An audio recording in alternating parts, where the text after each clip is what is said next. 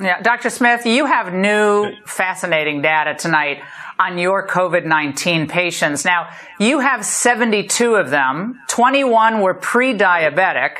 That's 29.2%. 34 were diabetic. That's 47.2%. And the average BMI of severely ill patients, that's body mass index, is 30.7%. Tell us more. That's a score of 30.7, and above 30, above 25, you're overweight. Above 30, you're obese. The more we see this disease, the more we understand that severe rapid COVID disease, especially, is in diabetics or pre-diabetics. We have, I'm looking at 19 or 20 patients that are intubated, and 18 of the 20 were intubated, or all diabetic rather, and 2 are pre-diabetic. We don't have anybody that's been intubated in our group of over 80 now that was not diabetic or pre-diabetic that was intubated. They had severe disease. We've seen younger patients with severe disease that have a very high BMI. We have patients that are 150 kilograms, so I'm doing the math quickly, that's over 300 pounds. We're seeing a lot of this. And I don't understand, and just now I think the world's catching up to this. The Seattle group published on their data in the New England Journal of Medicine, saying that 58% of their ICU COVID patients were diabetic, and that their average BMI was 33, which is morbidly obese. So that fits with our data, but what people haven't focused on yet is that the pre-diabetics are also at risk, especially if they have a high BMI. We haven't had anyone under 70 who didn't have a very high BMI or was pre or diabetic get seriously ill. This is amazing stuff, and it's unprecedented.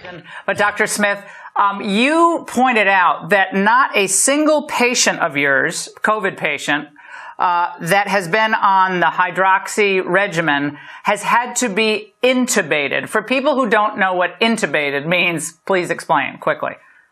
Yeah, so intubated means you're in respiratory failure and you have to be put on a ventilator. Intubation means actually putting the tube down into your trachea, and then you're placed on a ventilator for support, respiratory support. We've had, I mentioned the 20 intubations. Most all of them occurred in the first 2 days. More importantly, no person has received 5 days or more of the hydroxychloroquine Zithro combination has been intubated. The chance of that occurring by chance, according to my sons, Leon and Hunter, who did some stats for me, are 0.000 something. It's ridiculously low depending on how you look at it. Yeah. It's ridiculously low no matter how you look at it. We worry about selection bias in this situation, but I cannot think of a reason why, if all else is equal, why people that have received 5 days or more, or even 4 days or more, of this hydroxychloroquine Zithro regimen wouldn't get intubated. In other words, if the regimen didn't work, why would it just be the people that didn't get nearly complete the regimen? Most of the people were in the first 2 days. Right, Dr. Smith, we're going to have you. We're going to have you back. Yeah, it's a game changer, correct? It's a game changer. It's absolute game changer. I think these data go to really support the French data. Now you actually have an intra-cohort comparison saying that this regimen works. And I'll get some real statisticians besides my sons to look at that. Dr. Smith, thank you for all the work. You and I and our medicine cabinet of folks and all your colleagues, thank you. Laura, I think this is the beginning of the end of the pandemic. I'm very serious.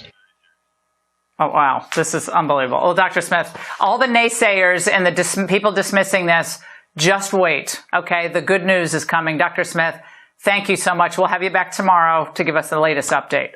Thanks so much.